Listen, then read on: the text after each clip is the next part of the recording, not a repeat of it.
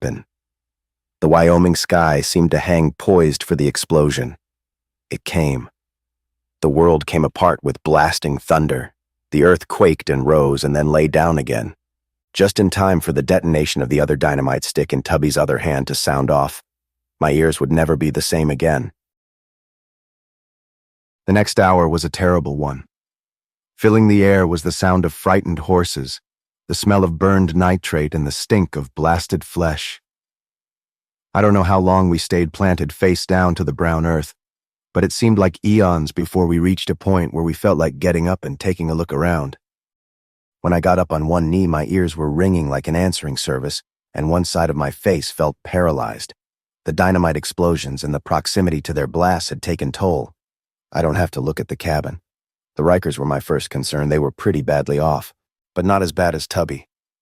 Old Riker had been bombarded with flying fragments from the cabin.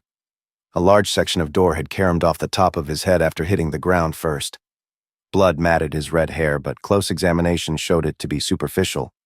He was a little wobbly, but okay. Rita's thick long hair had padded the concussion for her, but her right arm was badly scratched from hurtling bits of rock. We made some minor repairs before we got around to looking at the cabin. There wasn't much to see. We had a clearer view of the flatlands now without the cabin in the way. The left side of the place was visible now, since all four walls had been leveled. Rafters and beams, splintered and shattered, were angled across each other in a jumbled pile. You could see that part of the land where the trail climbed up toward the horizon, and the clapboard sign. Agreeable Wells looked smaller and more pitiful with the scrambled Riker cabin in its midst. Rita stayed with the dazed Mr. Riker while I made a stiff and brief survey of the rear end of the cabin. It was a tangled heap of wooden wreckage. The debris didn't warrant too close a look. I didn't exactly relish the idea of stumbling over bits and pieces which would be all that was left of Mr. Tubbs. Mercifully, the debris was piled high at the doorway where the back wall had collapsed. The blast had gone into the cabin rather than out. What had been blown sky-high strewed the whole area with wreckage. I caught a glimpse of shining silver metal. Tubby's badge was winking at me from somewhere among the pile. It gave me the willies. Circling the cabin didn't help much either. Las Vegas hadn't had a chance. He couldn't have been lying more than 10 feet from the center of the blast.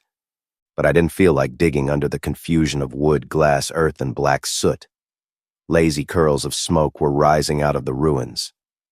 The Rikers had come up quietly behind me. Mr. Riker was bearing himself stiffly. One giant arm closed around Rita for support. Neither of them said anything. Their eyes were awed and spellbound by the force that 2 6-inch sticks of dynamite had unleashed. You never get used to explosions, no matter how many of them you ever see or live through. There's something frightening about every one of them. It's as if nature were slapping back. We wandered almost aimlessly around the debris, stumbling over splintered boards, picking our way among the mass of tragic litter. We got past the cabin onto the ground where the scorched earth ended. Rita groaned and fell to her knees and began to pluck at shiny green grass. Mr. Riker was shaking his head. I had purchased that dynamite for digging purposes. He shivered visibly. Who would have thought? He caught himself and looked at me. Do you think Las Vegas? I shook my head. Can't see how. Unless he woke after we left and ran off. But in that case, he should have been with Tubby. No, I think he's buried back there somewhere, Mr. Riker. Terrible, Mr. Noon. A terrible thing. Yeah, the Bible is so right. Money is the root of all evil. The guilty... Stop it, I said. That won't help now. He subsided with a profound sigh of agreement. Rita Riker stirred, her face smudged but still beautiful. Noon. Those shots we heard before the explosion. What about them? She was so right. In the confusion, I'd forgotten them. You two wait here, I said. I think I know what that might have been. I left them sitting there and walked down the trail toward where the guy I hit had ducked behind a big rock. He was still there. I didn't have to turn him over to find out what had happened to him. I had to bat a few horseflies out of the way when I stepped over him. His partner was no more than a few yards away. Same condition, both ways. A rifle bullet had caught him in the chest, too. The top of his head was the same gory mess. I got out of there before my stomach started to rearrange itself by coming up into my mouth. I tasted bile and spat into the dry earth. When I got back to the Rikers, they must have seen my green face. Mr. Riker looked puzzled, but not Rita. Her smile was so much like her, soft and very shrewd. "Brandy?" she murmured. I nodded. "Brandy." I flopped down on the ground and started tracing patterns with my forefinger in the brown earth. Rita suddenly put her face in her hands. You could tell she was crying because her shoulders twitched. But she cried soundlessly. Mr. Riker looked from her to me, puzzle etched in his broad face. His coffee spout nose was dirty with caked mud. "Mr. Noon, what about Brandy? You and my wife seem to know something I don't." "It's not worth knowing," I said, still staring at my finger patterns. It was a relaxing thing to do in the middle of all that madness. "Brandy took care of 2 of Vegas's men back there. She must have been hiding in the hills until she saw her chance. Caught them flat-footed from behind. Shot them where they stood." Mr. Riker's eyes got big and round and foolish when I looked back at him. "That's bad enough," I admitted. "But she also seems to be going Indian all over again. I know how she feels about her father's murder, but this isn't nice either." He still didn't understand. "What isn't nice?" I stopped making finger pictures and groped for the cigarettes, which I should have known I didn't have. "They're scalped, Mr. Riker. Neat as you please. Which means that our Brandy is running around loose, collecting souvenirs. Now, what were you saying about the Bible?" I'd started him off again. His eyes rolled and his thick tongue cleared. "Vengeance is mine, saith the Lord. An eye for an eye and a tooth. I wish I had a cigarette," was all I felt like saying. But Rita Riker got up from where she was sitting and dusted off her Levi's. "On your feet, Noon," she said cheerfully enough. "There's a lady coming." Now I was confused. I flung her a glance, then looked in the direction she was looking. I cursed and got to my feet. Walking slowly toward us, her brown body a sinewy dark shadow in the blazing sunlight, was Brandy. She still had the Winchester, but something new had been added. She'd found some clothes somehow. Her hips were tightly held in a loincloth and her breasts were covered with a leather garment that was more bra than jacket. But that wasn't all that was new. Dangling from a rawhide belt at her waist were 2 red-black, terrible objects. They were still dripping. Sunlight gleamed off the drying blood in the tangled hair locks. 2 scalps for Charlie Redwine. For all her raw, natural beauty, Brandy wasn't exactly a pretty Valentine. She'd managed to make some kind of tights out of my suit jacket, holding the material around her firm waist with the rawhide belt. Her long black hair hung in 2 heavy strands down her face. She looked as friendly as a shooting war. There was a savage kill look in her dark eyes, and you might imagine what she looked like in the steaming Wyoming daylight. The knife she'd used to garner her souvenirs still showed red from her belt. "How do you tell her we're friendly?" I asked Rita as Brandy moved slowly toward us. "She knows we're okay," Rita murmured. "Otherwise she'd never have come this close. The poor kid must be half out of her head to do what she's done. Look at her." I already had. So had Mr. Riker. His great, sad eyes had never stopped examining the weird nature girl who had come upon his home in the wilderness. "You know her better than I do, Rita. Have you ever been able to communicate with her?" Rita was way ahead of me. Brandy had already embraced her. Then they pushed apart and started at each other like a pair of schoolgirls giving each other the once-over. Suddenly, Rita started going through some hand signals that would have looked funny if you didn't know Brandy couldn't speak English. She started pawing the air, making odd movements, and then Brandy fanned out her hands in reply. Mr. Riker wagged his big head. He obviously understood the sign language, too. "What's she saying?" I asked. "She is avenging the death of her father." His voice caressed the words he was saying. This kind of talk was his meat. "The old man was happy until we came here. Now death is all around their beautiful country. The one who flies like a bird is responsible. Gold is pretty. You cannot blame the shining dust for the bad it brings on men's heads." I frowned. She said all that with those few hand passes? Rita was still busy watching Brandy, but she explained for my benefit. "It's just as good as deaf and dumb signs with Brandy. Her meaning is always very clear. Father is elaborating, but he understands the message the kid is trying to put across. Brandy stopped making with the hands and sat down on the ground. Not Indian powwow style either. She just slumped like a rag doll. We ringed around her, giving her plenty of room to breathe. Too bad she can't speak English, I said. I'd like to have heard her say it. It was quiet now. The frightened horses in the corral had long since bolted in panic, tearing themselves from the hitching post. A badger, brown and curious, suddenly popped out of his hole and darted rapidly across a stretch of ground until he disappeared behind a rock. The movement made me jump. Disgustedly, I picked up a mound of earth and splattered his new hiding place. But he had more sense than I did. He didn't budge. Well, I said, after we get our wind, I suggest we head for the cabin. We don't want to keep PJ waiting. Rita sniffed. Maybe we ought to stay away from there. No telling what that boy might do. I'm sort of anxious to meet him myself. I stared evenly at Mr. Riker. Aren't you, Mr. Riker? His eyes shone. I am. And if Mary Lou has gone for help, I will be the first one to turn him over to the proper authorities. I smiled. And if he is sitting on a pile of gold dust, you won't change your mind? He drew himself up fiercely. I will not. Nothing will change my decision. He ceased to be my son when he did his first cruel act. He's done enough of those, Rita said dryly, still watching the tired savage at our feet. You know something? I said. She shrugged. Do I? Come on. It looks like we're stuck with each other until this is finished. So let's have it. It can't make much difference now. Rita Riker bit her lip and flung a glance at her husband. She looked irritated, bothered, and just a little at a loss for words for the first time. That depends on a lot of things, Noon. You can't always tell how some people will behave when they get a piece of news. Suit yourself. I'll change the subject. I tried to read the answer in her eyes, couldn't, and gave up. Will you tell Brandy we're going to the cabin? Her cabin. Tell her we want her to come along. But if she doesn't want to come, we're going anyway. She can wait for us right here. Rita sneered. Are you kidding? Wild horses wouldn't keep her away. Watch. She knelt in front of Brandy and went through the hand motions again. Brandy stirred. With each loop and flourish of Rita's hands, she seemed to gain strength. I could see it flowing back into her brown, lithe hide. She gathered herself together and rose to her naked feet.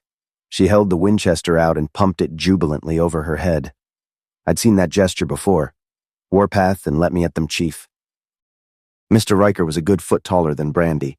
Standing next to him, for all her savagery, she looked like a small child. He gazed down at her with sorrowful eyes. If we find the gold, I will build her a home out here on the flatlands. I think Charlie would like that. He was clutching a small leather book with gilt-edged pages in one big hand, holding it to his heart. Mr. Riker was beginning to bother me. Since all the trouble had started, he'd been growing away from us steadily. He was getting as detached as those religious kooks who stand off and watch death closing in on them without doing a thing to save themselves. I didn't like the way he was acting. He could stand watching. Rita and I exchanged looks. She felt it too. I shrugged, unsaddled my .45 and checked the clip. There were 4 slugs left. I'd used 3 on the vultures yesterday and 1 on Tubby. The rest of my ammo had been locked up in the glove compartment of the Buick. But Las Vegas had taken care of that with his arson job. Rita had a big Colt and a couple of boxes of cartridges, I remembered. Brandy had the Winchester, a scattered arsenal but not too bad. We ought to be ready if we ran into trouble at the cabin. My watch had stopped running.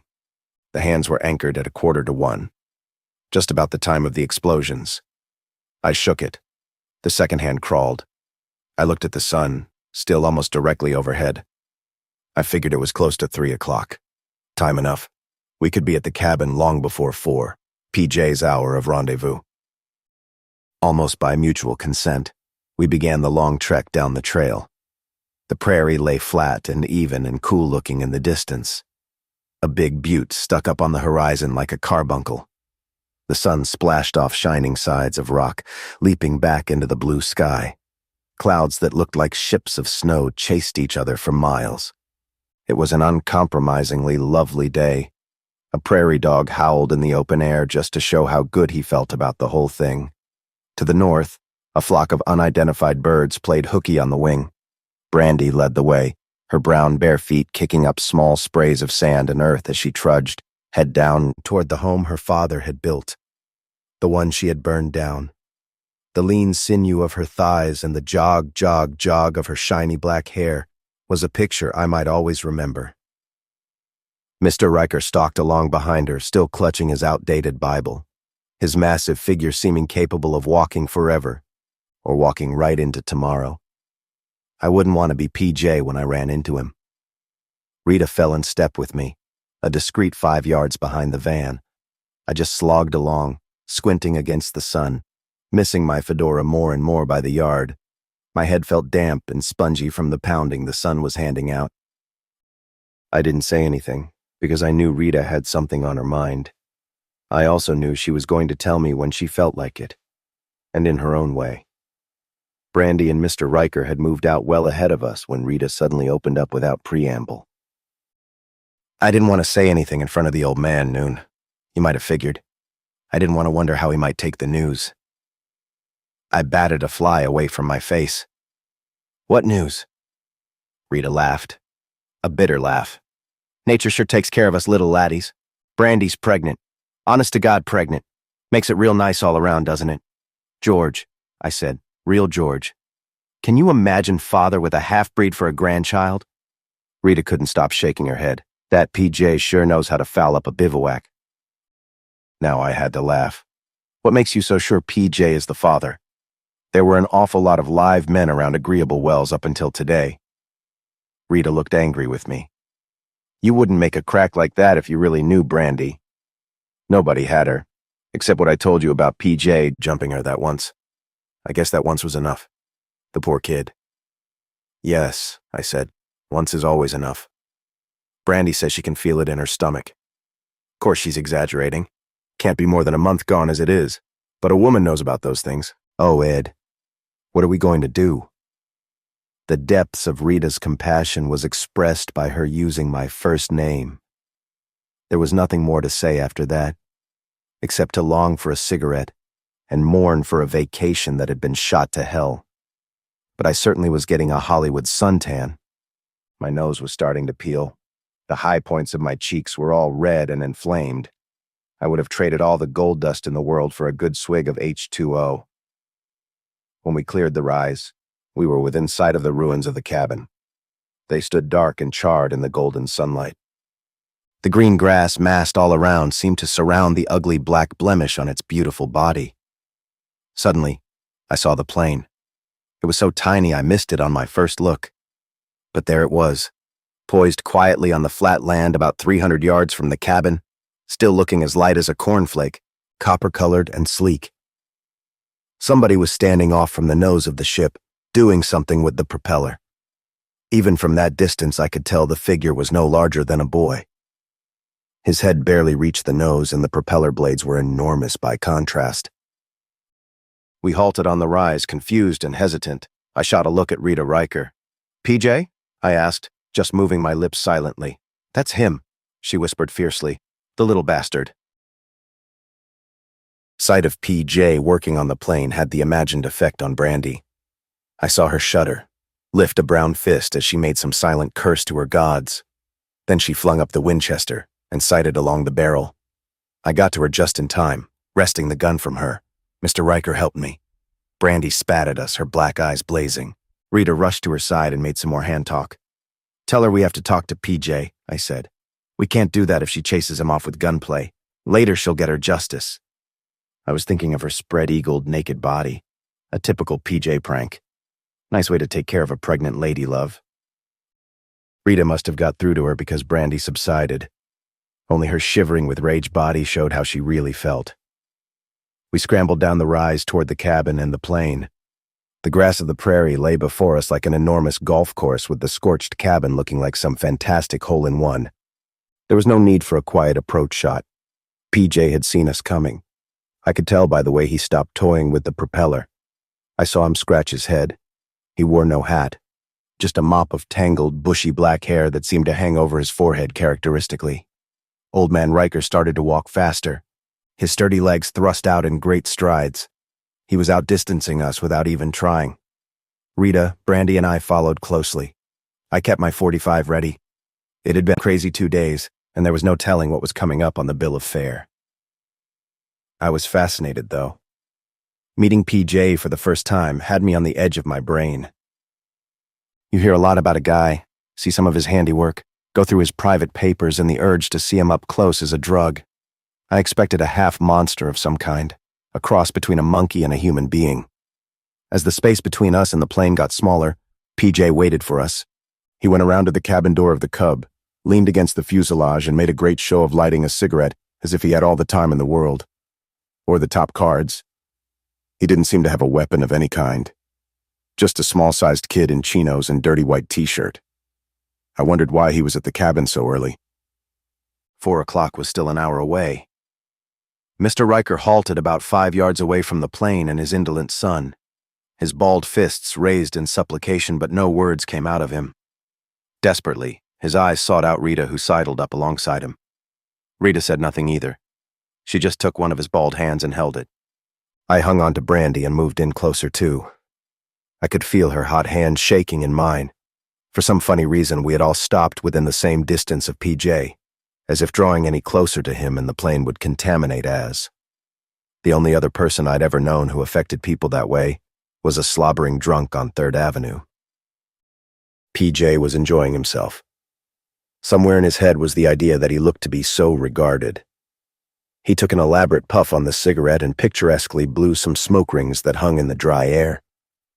The copper body of the Cub gleamed with sunlight. I studied PJ as he play-acted. He was no monster. He was a supremely good-looking boy. His features could have come off a coin.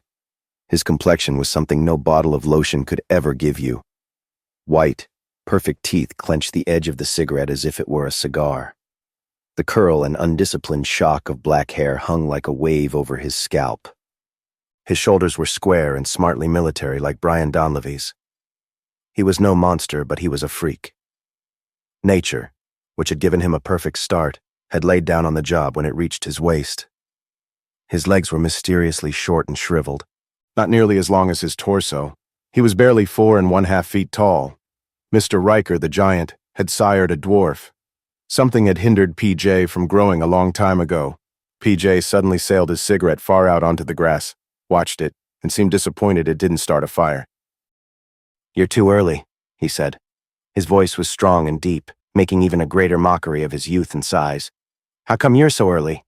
"PJ," Mr. Riker began thickly, "I just don't know how to talk to you, boy. You've run amok since you left the house. You need help, son." PJ wasn't listening. He was looking at Brandy, allowing some surprise to show in his clear blue eyes. His gaze shifted to Rita, challenged her, then moved on to me.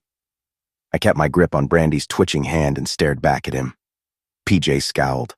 He glared at his giant of a father. "Who's that?" he snarled. "If you brought somebody down here from that place, I'll tell you nothing. I'll keep the gold for myself. Who is he?" "You ought to remember me," I said evenly. "I had that nice blue Buick that caught your eye yesterday on the road." His face widened into a boyish smile. "Say, that's right. Neat, huh? Sure had you jumping." He laughed, a pure kid's laugh, his mind already diverted. "Nobody ever thought of something like that. I did, though. Did it all by myself. Ever hear of a Piper Cub with a Bombay?" He drew himself up proudly. "Took me a week's work, but it was worth it. Getting so I can hit a bobcat at 50 feet with a brick. Look." He had suddenly scrambled inside the plane, as excited as a schoolboy with a new toy. He tinkered with the controls and buttons, jumped out of the plane again, and indicated the parted flaps under the belly of the ship. I remembered the science magazines and all the do-it-yourself pap in his cabin. Old Man Riker looked at me helplessly as PJ rambled on. I kept hanging on to Brandy. I didn't like the way she was staring at PJ's tangled mop of black hair. "The bricks were easy," PJ concluded. "They started to build a wall out near the Slocum property with these big red bricks. I helped myself. You gotta do things yourself." Mr. Riker raised an arm. "PJ, things have come to a head. I've decided to abandon Agreeable Wells. Las Vegas and his men have pulled out. You couldn't have possibly found the gold out here? You were just fooling because you wanted to see me again. You want me to forgive you, don't you? You want to come back into the fold. Very well, I forgive you. Brandy harbors a grudge, but it will pass." I couldn't see what tack Mr. Riker was hitting. He knew his own son better than I did, so I just kept quiet. But his words couldn't have had a worse effect on PJ. Forgive? White-hot anger made a twisted mask of the so young, so good-looking face. Why, you old fool, I'm the one who found the gold. I've got the money. Me. You in Vegas and all the rest of the big men with all the equipment, and I found it. Me. He had to stop to catch his breath, spittle clogging his mouth. He leaned against the cabin door for support, shaking his head as if it hurt. My boy, Mr. Riker was whining. Shut up! Shut up! Don't call me a boy! PJ pulled himself together. His sudden smile was no longer surprising. He shifted emotional gears too fast to follow. So all you big men couldn't find the gold. Ain't it awful? And little old PJ had to be the one to do it. He glared at Rita, whose face was soft with pity for him. Doesn't that make me bigger than my father? Doesn't that make me better? Little old PJ got his fingers on what all the big men have been dying to find for weeks. Well, I got it, and I don't think I'll share it with anybody. So you can all go home and mind your own damn business. Maybe Brandy couldn't understand English, but she could see him. Sight of his hard face and twisted expression must have been her breaking point. She ripped herself loose from my restraining hand and was on him before I could stop her. Her wild hands raked and clawed at his face savagely. But PJ was fast, too. He sidestepped with the speed of the monkey he resembled and drove a boot into her groin. It was a terrible kick. Rita shrieked with sheer female empathy as Brandy stopped dead in her tracks and collapsed in a heap below the wing of the plane, her guttural groans contorting her face with agony. Mr. Riker reached PJ before I could. His ham-like hand thudded into the young face with bone-breaking force. I got to him before he could hit his son again. The second punch would have killed PJ. The first had slammed him off the hull of the Cub with the velocity of a return serve on a tennis court. PJ rose to his knees, his face a bloody smear, his arms folded across his head. Don't hit me again. I hated to look. I hated to listen. It was the whine of a small child being unmercifully beaten by the tyrant parent. Even though he'd had it coming, the total recall it brought with it was painful. Stop it, Mr. Riker, I growled. He's had enough. Mr. Riker towered above his cowering offspring, his gigantic body trembling, his bleak eyes targeted down on his pitiful son.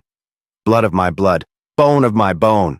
He stopped quoting and cursed, a good, manly, normal curse. God damn you! If you have anything to tell us, tell it and be damned. PJ lowered his arms, his blue eyes peering out from their protection. You won't hit me again. Mr. Riker cursed once more and dragged him to his feet, holding him out at arm's length as though he were a baby or a small dog. I heard Rita mumble something about Brandy being all right behind me, but I couldn't take my eyes off the picture of Riker Sr. and Riker Jr. Is there gold here? The old man roared. Yes. Where? In the cabin. What's that again?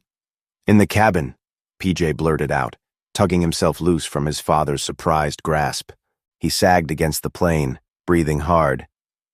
Old Charlie, he had the last laugh that map and all your digging ha ha ha ha ha. PJ thought it was funny.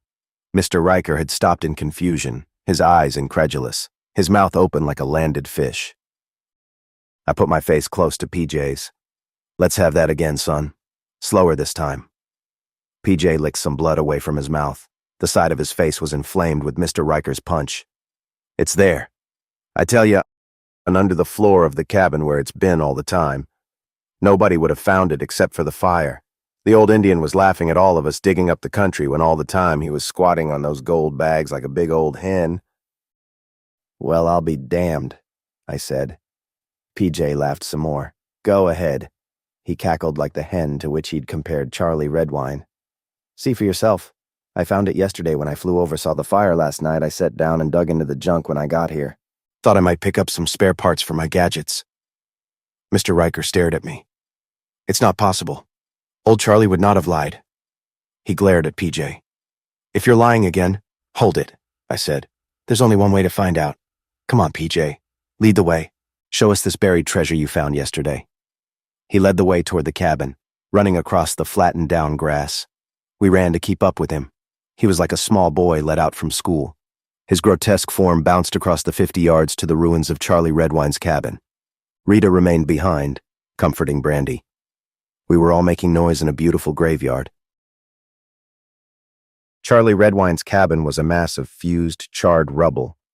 It had burned down as far as the wood would go. I had a bad second remembering how his corpse had hung from the main beam. I couldn't guess, and I didn't want to guess what condition the corpse would be in now. Unless some coyote attracted by the fire had prowled around until the ashes had cooled and had himself a meal, but that wasn't likely. There wasn't a chance of stumbling over the body unless we dug for it. The burned timbers had made a tumbled mass over the ground. I watched PJ circle the scorched earth carefully, keeping an eye on his odd body. Mr. Riker stood to one side and waited. I wondered how much of a ghoul PJ was. To have discovered anything in that ruined ground, he would have done a lot of probing. I sniffed the air experimentally. Nothing but the smell of charred wood and blackened carbon. The heat of the sun had burned down into everything, and the wide open spaces had swept away the telltale odor of sizzled flesh. Now I knew why they called it the great outdoors. Here, PJ was gasping as he bent over a cleared-away area in the rubble. Look here, if you don't believe me. Mr. Riker and I moved to the spot he indicated. He was bent before us, kicking embers and wreckage away with his boot. The old man stooped over, dug for something, and stepped back, wrenching a moldy brown leather pouch into view. He held it in one big hand and poked it open with another. Whatever marking had been on the surface of the bag had long since eroded. Suddenly, Mr. Riker's great voice erupted. "Glory be to God!" He whirled. "Mr. Noon, look here! It's gold, gold!" He held out his right hand. Yellow gold dust clung to his horny palm, trapped the sunlight, and held it. I looked at PJ. He was watching his father's face, happy as a loon, glad he had been responsible for an adult's excitement. "I told you, Pa. Didn't I tell you?" Mr. Riker's face was forgiving and all smiles. "How many bags are down there, boy?" PJ straightened up. His head didn't even reach his father's chest. "No telling unless we dig them all out. There's at least a dozen just like that one down there in that hole. Maybe more. Old Charlie had them under the dirt floor of the cabin all the time." He spit onto the charred embers. "Lying old redskin." Mr. Riker hugged the gold sack to his stomach and eyed me with deep interest. "How is it so, Mr. Noon? Why would Charlie have played this terrible joke on me? It wasn't like him." "I'd say it was exactly like him, Mr. Riker, even though I never met the man personally." PJ looked at me with contempt. "Yeah, what do you know about it? You're so smart." I smiled at him bleakly. "PJ, it was Charlie's old tribe that took this gold from the white man. Charlie was a kid when the army wiped out his village. I can't think of anything more Indian than Charlie regarding that gold as his." The white man had taken everything else from the red man. Quite a joke for a blind Indian to be sitting on the gold all these years. He didn't need a map and he didn't need the gold. But he did need to keep it as a memory of his one triumph over the whites. I can see why he might want to die rather than part with it. Mr. Riker was happy but still puzzled. "But the map, Mr. Noon. Las Vegas had a map sold to him by Charlie when they met in Rock Springs. Why would he even risk having strangers looking over this land of his?" I remembered what Mary Lou had told me about that during her midnight visit. I'd been sure Las Vegas hadn't been working a confidence game. Otherwise, he'd never have gone along with the gag. But it still fitted in with the picture I had of blind, wise old Charlie Redwine. So he gave up the map for some fine scotch. So what? It's a great joke all around for Charlie. Must have tickled him silly to have grown men running all around this territory trying to find some gold he was sitting smack dab on. He knew nobody would ever look in his shack. Why should they? No. The more I think of it, the psychology is right up an Indian's teepee. Old man Riker shook his head. PJ was already beginning to show signs of boredom and restlessness. He had a bad way of continually looking at my .45. Still, Riker had to admit, we never would have found the gold if the shack had not been burned down. "There you are," I said. "And there's where the fellow who killed Charlie Redwine made his mistake. He went to a lot of trouble for no good reason at all." Mr. Riker looked at his son and then looked at me. PJ looked like he was going to giggle. "Mr. Noon, I know it looks bad for the boy."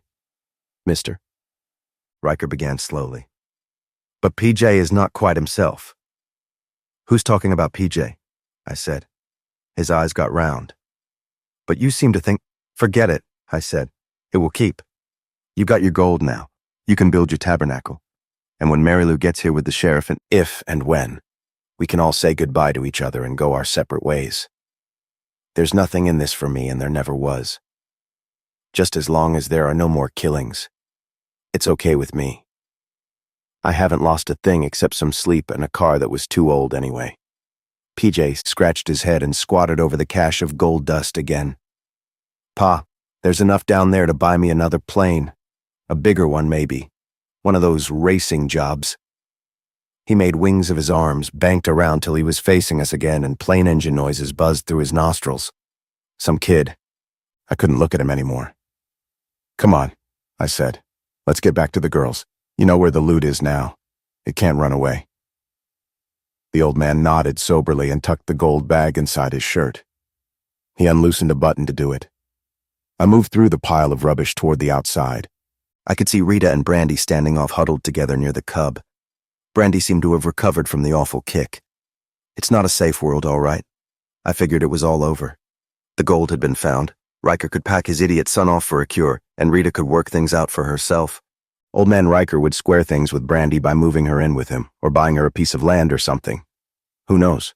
Charlie Redwine's murderer had gotten what was coming to him. It was all over.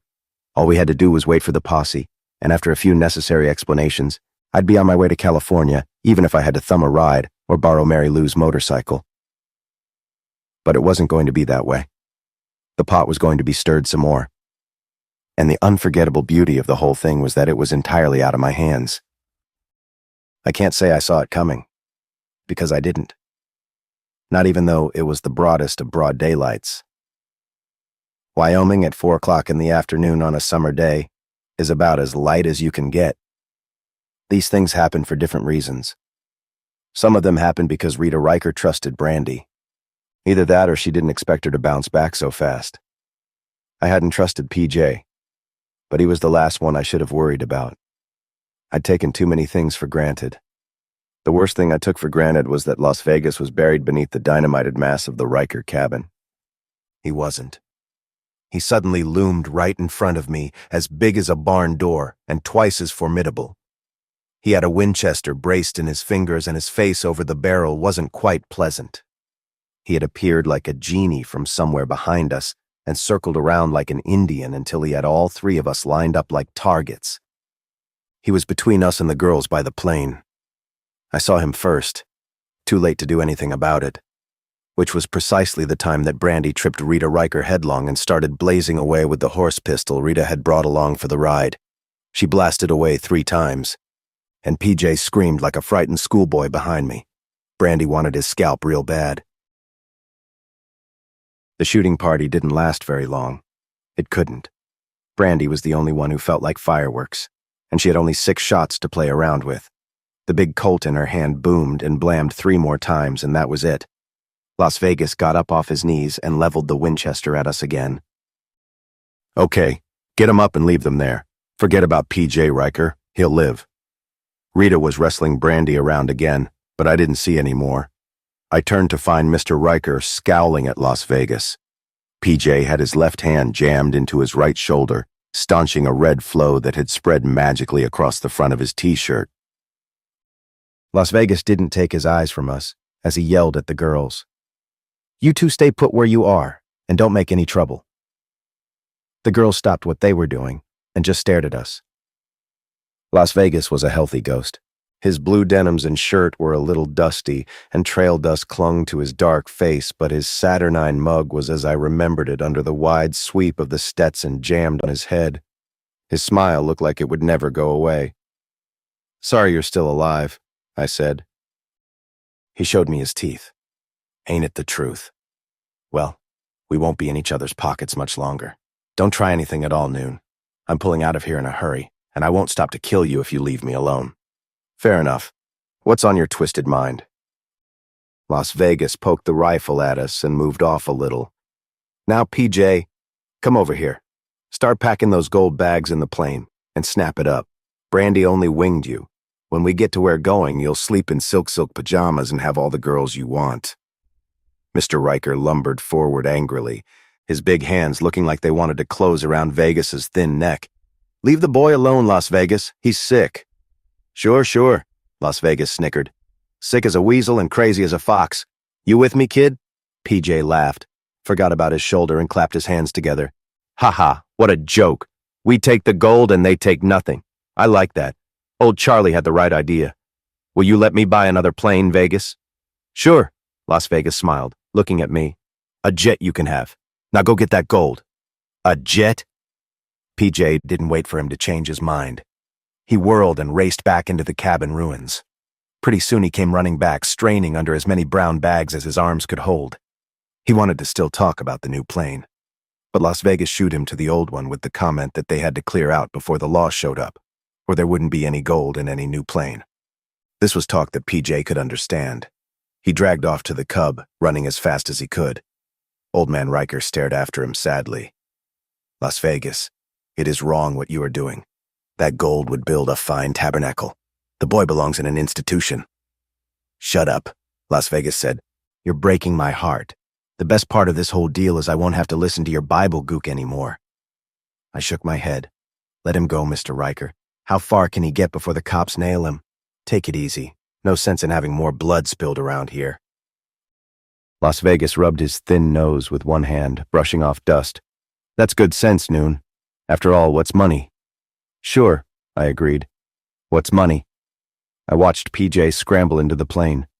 Brandy wanted to go for him again, but Rita held her securely. Mr. Riker shuddered.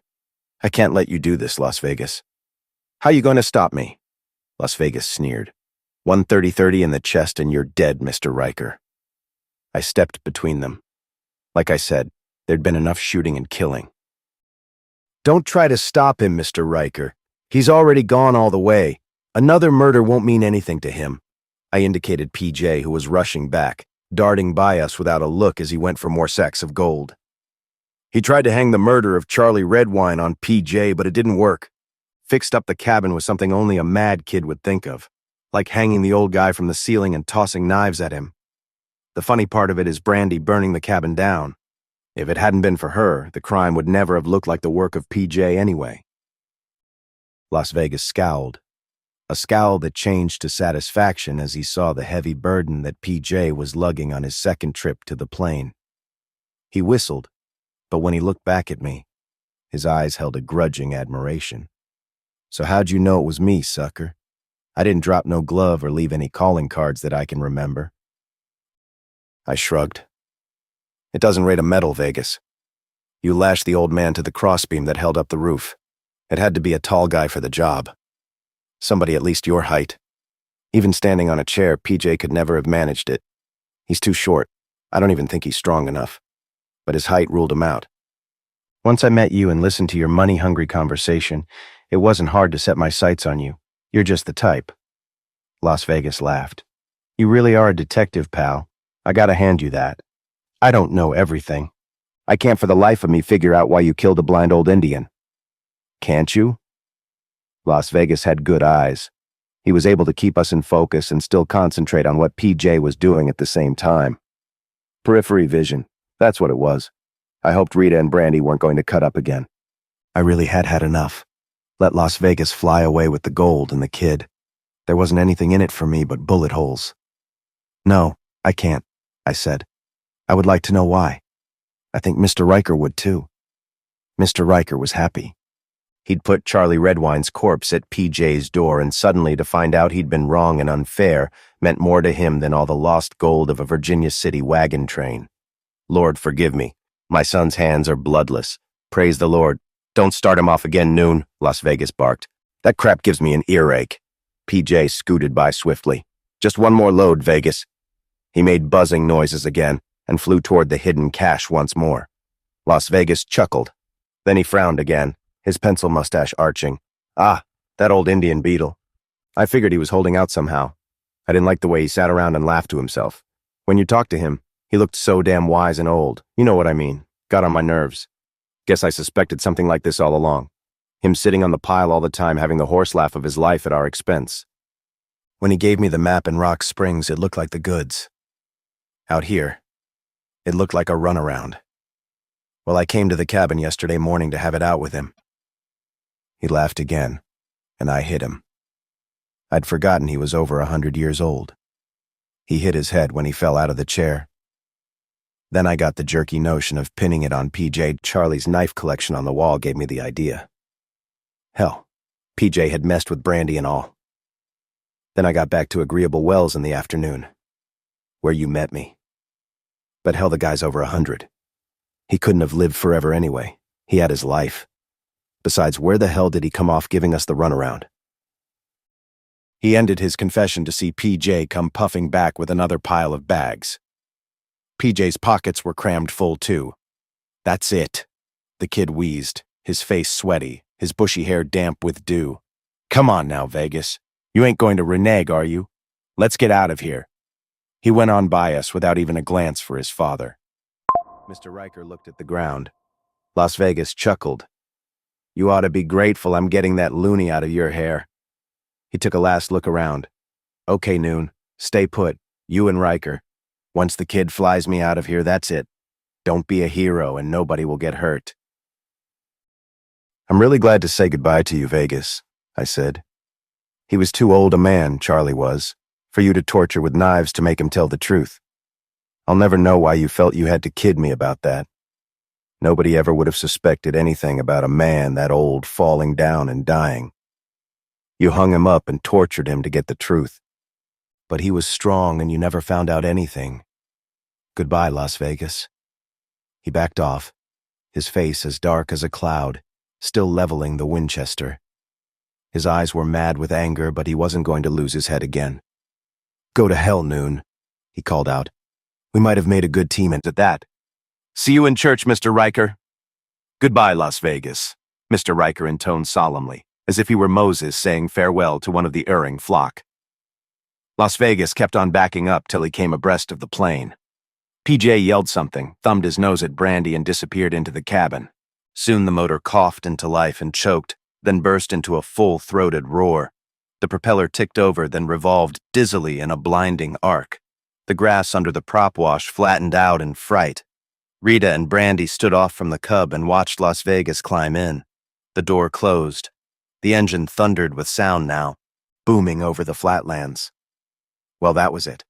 Nothing to do but stand by and watch as PJ taxied slowly ahead for about 5 yards and then turned in a wide, gradual circle until the nose of the ship was pointed toward more than a mile of flat, green airstrip. PJ might have been a kooky kid, but he knew how to fly. Behind the Cub lay the gigantic mountain range which the plane could never have cleared. The Cub was whipping along the grass like a mechanical toy as Rita and Brandy came running toward us. Rita was waving her hands excitedly and pointing. I looked.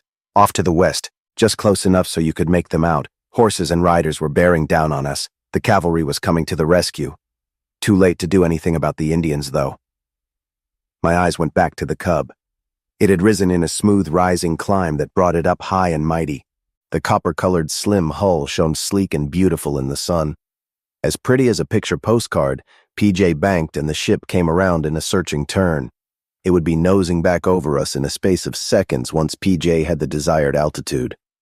Old Man Riker stared up into the blue skies, heedless of the blazing ball of sun setting slowly in the west. His tall, proud figure was as immovable as rock. Rita walked up to him slowly and circled an arm around his waist and looked with him. Brandy stood next to me, breasts heaving, eyes still frightened at the man-made thing that ruled the heavens. I didn't put my arm around her, though. She still looked mad enough to kill. The roaring sound of the Cub thundered overhead. The kook, I said, more to myself than anyone else. Most kooks are just odd, screwy characters, but not that boy. Rita Riker had heard me even with the roar of the plane. You mean PJ? I nodded. A brutal kook. Must be a new breed. There was nothing more to say. You could just only stand there and wait for the cavalry to arrive with the heroine, Mary Lou. But I didn't know how right I was about PJ. The plane was just passing overhead when something fell from it. Realization stabbed me so hard my heart jumped into my mouth. The bomb bay doors had opened, and tricky, cunning, cute, terrifying PJ had played his last and biggest joke. The only decent thing about the whole business was that it all must have seemed like a bad dream to Las Vegas. He came hurtling down like a rock from better than 2,000 feet, getting bigger and bigger as his free-falling body plummeted closer and closer. It was a ghastly thing to watch, but you couldn't take your eyes off it. Rita Riker screamed, a long, terrible scream that seemed synchronized with the falling end-over-end drop of Las Vegas's flailing body. I turned my head instinctively at the last second. Las Vegas came down with an awesome thump of sound somewhere on the wide expanse of grass in front of us. All the king's horses and all the gold dust in the world would never put Las Vegas together again. Jingo's garage in Rock Springs was a work of art, the latest in gas pumps and grease pits. He'd fixed the whole thing up to look like a nice place to bring your car. I didn't have a car, but I had Mary Lou. The beautiful blonde had explained everything to her handsome, friendly young fiancé, and he was lending me a '59 Plymouth to drive to California. Jingo had been in on the ride with the sheriff, too, so he didn't need any explanations about the weird things that had happened at Agreeable Wells.